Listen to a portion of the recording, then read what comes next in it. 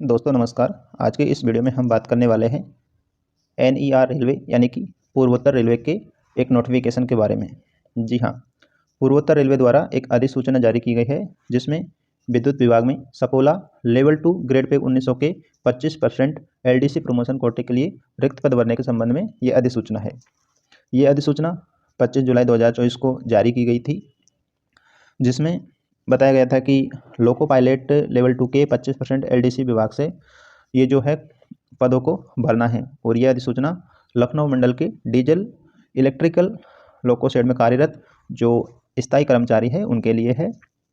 ठीक है, कोटे की बात करें तो एएलपी यानी असिस्टेंट लोको पायलट लेवल 2 के ग्रेड पे 1900 वाली जो कर्मचारी उनके लिए है, जिसमें अनरिजर्व कैटेगरी के लिए 37 पद, अनुसूचित जाति के लिए 7 और अनुसूचित जनजाति के लिए 9 पद निर्धारित किए गए हैं। और जो टोटल पदों की संख्या है वो है 53 यानी कि 53 टोटल पद है। आगे इसके बारे में बात करते हैं तो आप देख सकते हैं इस फॉर्म को भरने के लिए आपको 16 सितंबर 2024 को अपने जो लखनऊ के कार्यालय है विद्युत इंजीनियरिंग विभाग के, उसमें आपको इसको जमा करवाना है, जो कि लखनऊ के कार्यालय में जो कार्मिक विभाग है उसमें ये 21 सितंबर को भेजा जाएगा, यानी कि 21 सितंबर इसकी अंतिम तिथि निर्धारित की गई है। आगे इसके संबंध में बात करें तो आगे देखिए आप, ये जो वैकेंसी है लोको रनिंग संवर्ग में असिस्टेंट लोको पायलट के लिए, इसमें पात्रता और सेवा की भी कुछ शर्तें रखी गई है। इसमें आयु सीमा की बात करें तो जो कर्मचारी है उसकी अनरिजर्व कैटेगरी की 42 ईयर्स और जो एसटी एससी है उसके लिए 47 ईयर मैक्सिमम रखी गई है, यानी कि इससे अधिक आपकी एज नहीं होनी चाहिए।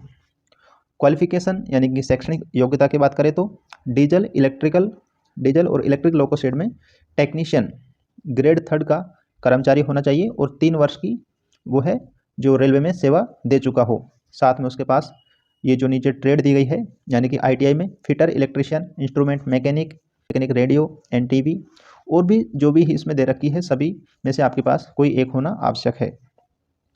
आगे बात करें तो इसमें 2 नंबर पॉइंट है उसमें दिया हुआ है डीजल इलेक्ट्रिक लोको शेड में हेल्पर के रूप में 6 वर्ष की सेवा, यानी कि डीजल और इलेक्ट्रिकल लोको शेड है उसमें 6 वर्ष की सेवा एवं शैक्षणिक योग्यता मैट्रिकुलेशन के साथ में आपके पास में आईटीआई या फिर अप्रेंटिसशिप होना आपके लिए आवश्यक है।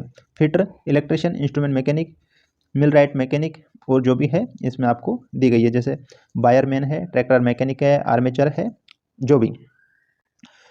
आगे बात करें तो 3 नंबर पॉइंट में दिया हुआ है मद संख्या 1 और 2 में अंकित सेवाओं की अहर्ताओं के अंतर्गत कर्मचारियों की हेल्पर एवं तकनीकी पद की कुल 6 वर्ष की सेवा पूर्ण करने वाले जिसकी 6 वर्ष की सेवा पूरी हो चुकी हो वे भी इसमें आवेदन कर सकते हैं। चौथा पॉइंट दिया हुआ है कि जो कर्मचारी है उनकी कुल सेवा की जो गणना है वो जो नोटिफिकेशन जारी हुआ है उस तिथि से की जाएगी, इसमें यह भी लिखा हुआ है। आगे बात करें तो इसमें आईटीआई के स्थान पर किसी भी मान्यता प्राप्त इंजीनियरिंग विषयों में यांत्रिक, बिजली, इलेक्ट्रॉनिक्स, ऑटोमोबाइल इंजीनियरिंग में डिप्लोमा भी हो तो भी आपका इसमें चल जाएगा, और डिप्लोमा के स्थान पर इंजीनियरिंग विषय में डिग्री भी मान्य होगी। जो सिलेक्शन प्रोसेस है यानी चयन की प्रक्रिया है उसके संदर्भ में बात करते हैं। सबसे पहले नंबर 1 में आपके सीबीटी है, और सीबीटी में क्या क्या है वो भी आप देख लीजिए। परीक्षा का जो टाइम है वो 90 मिनट, कुल 110 प्रश्न होंगे जिसमें से 10 प्रश्न राजभाषा के होंगे। वैकल्पिक क्वेश्चन है और आपको इसमें से 100 प्रश्न हल करने होंगे जो कि 100 अंकों के होंगे।